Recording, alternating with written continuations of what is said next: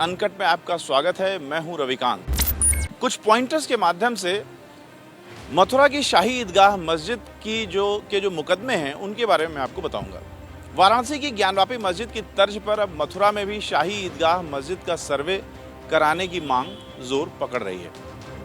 मथुरा की जिला अदालत में शाही ईदगाह मस्जिद को लेकर अलग अलग अब तक कुल 9 मामले सामने आ चुके हैं, जिनमें से 8 रजिस्टर हो चुके हैं। इन्हीं में से एक मामले पर बृहस्पतिवार यानी कल जिला अदालत अपना फैसला देगी। मथुरा में कृष्ण जन्मभूमि के मौजूदा मंदिर से सटी शाही ईदगाह मस्जिद के पेचीदा मुकदमों की पड़ताल को मैं इन पॉइंटर्स के माध्यम से आसानी से समझाने की कोशिश कर रहा हूँ। ये विवादित नारा सुना होगा, चुनावी है, अयोध्या तो झांकी है, काशी मथुरा बाकी है। अब इस नारे को अमली जामा पहनाने की राजनीति भी शुरू हो चुकी है। देश में सैकड़ों सालों से 3 मस्जिदों को लेकर विवाद चलता आया है। इनमें से एक थी अयोध्या की बाबरी मस्जिद, जिसका विवाद मस्जिद के ध्वंस और उसके वर्षों बाद राम जन्मभूमि मंदिर के निर्माण के सुप्रीम कोर्ट के आदेश के साथ खत्म हो गया। अब ज्ञानवापी मस्जिद परिसर में अदालती सर्वे के बाद कानूनी और राजनीतिक सरगर्मी बढ़ गई है। ठीक इसी वक्त मथुरा की शाही ईदगाह मस्जिद पर सवाल खड़े करने वाले 2 और मुकदमे जिला अदालत में दर्ज करवा दिए गए हैं। इनमें से एक मुकदमा महेंद्र प्रताप सिंह ने कराया है और दूसरा लॉ की कुछ छात्राओं और वकीलों ने मिलकर कराया है। इसके 11 हिस्से हैं। महेंद्र प्रताप सिंह ने ज्ञानवापी केस का हवाला देते हुए अदालत से अपील की है कि शाही ईदगाह मस्जिद को सील किया जाए ताकि उसमें मौजूद शंख, ओम और चक्र जैसे हिंदू प्रतीकों को मिटाया न जा सके। जबकि लॉ की छात्राओं की मांग है कि मौके पर मौजूद 13.37 एकड़ जमीन के से मस्जिद को हटाया जाए, क्योंकि वहीं पर असली कृष्ण जन्मभूमि है। कल यानी बृहस्पतिवार को जिला न्यायालय में इन 8 रजिस्टर्ड मामलों में से एक पर फैसला आ सकता है। इस फैसले में यह तय हो जाएगा कि सुप्रीम कोर्ट की वकील रंजना अग्निहोत्री का केस आगे सुनने योग्य है या नहीं है।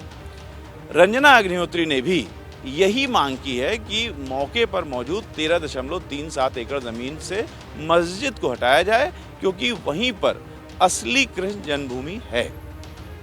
मथुरा शाही ईदगाह मस्जिद से उसकी जमीन और ढांचा छीनने वाले इतने सारे विवादों के खिलाफ शाही मस्जिद के सचिव, शाही मस्जिद के वकील और सुन्नी सेंट्रल वक्फ बोर्ड के वकील से मैंने खुद बात की है। उन्होंने कुछ बातें मैं बताई।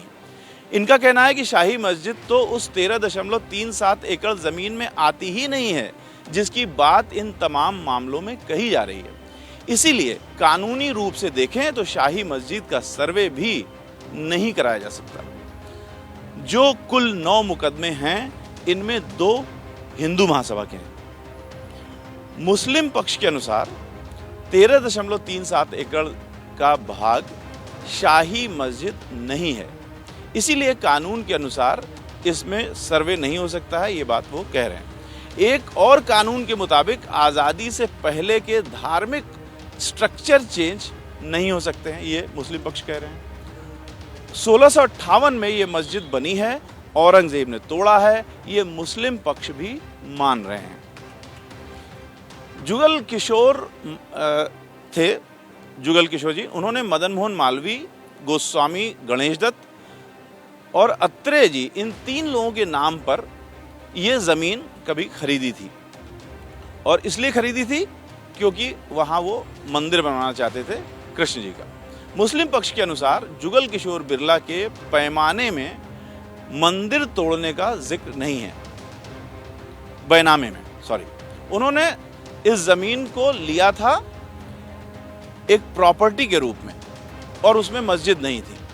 मुस्लिम पक्ष सर्वे के खिलाफ है, क्योंकि किसी भी प्रॉपर्टी में सर्वे की अनुमति कैसे दी जा सकती है जो उस विवादित जमीन का हिस्सा न हो जिसकी बात हो रही है। अब मथुरा में श्री कृष्ण जन्मभूमि के वे दस्तावेज भी जो हिंदू पक्ष है उन्होंने मुझे दिखाए हैं, जिसमें खसरा, खतौनी, नगर पालिका का दस्तावेज और रेवेन्यू से जुड़े तमाम कागजात हैं। उनका कहना है कि ये जो ज़मीन है ये हमारी है, 825 खसरा नंबर है, खेवट 255 है।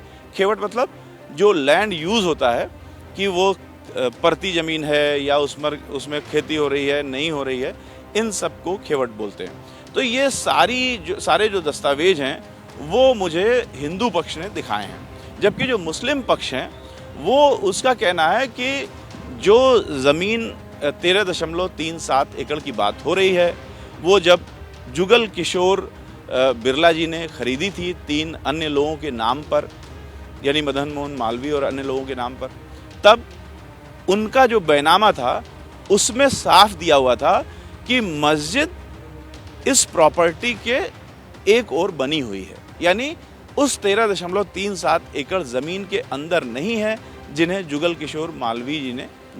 किशोर बिरला जी ने खरीदी थी। तो ये दोनों का पक्ष है। एक और मुस्लिम पक्ष दस्तावेज की बात कर रहा है, जुगल किशोर बिरला जी के दस्तावेज की, और दूसरी ओर तमाम खसरा खतौनी है जो हिंदू पक्ष बता रहा है। तो ये लीगल स्टेटस है अभी मथुरा की जो ईदगाह शाही मस्जिद है उसका। अब इसमें जो वाद हैं, कुल 9 वाद, उनका क्या होता है, दोनों का जो पक्ष है उसमें किस पक्ष को मान्यता मिलती है और कौन से नए तथ्य आते हैं, ये सारी बातें हैं, ये हम आपको जैसे जैसे डेवलपमेंट होगा वैसे वैसे बताते रहेंगे।